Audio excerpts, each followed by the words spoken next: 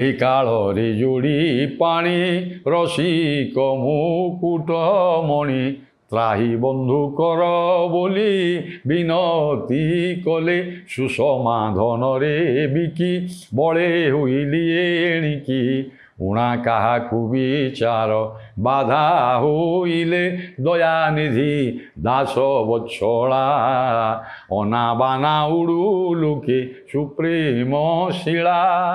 ଅତି ସୁନ୍ଦର ଭାବରେ କଥାଟିକି ଆଜ୍ଞା 30 ଛାନ୍ଦର ଉପସଂହାର କରିବା ପାଇଁ କବି ଯାଉଛନ୍ତି ଯେ ରାଧାରାଣୀ ତ ଭଗବାନ ଶ୍ରୀକୃଷ୍ଣଙ୍କର ସୌନ୍ଦର୍ଯ୍ୟ ଅବଲୋକନ କରି ତାଙ୍କୁ ହୃଦୟରେ ରଖିସାରିଲେଣି, ମନରେ ରଖିସାରିଲେଣି।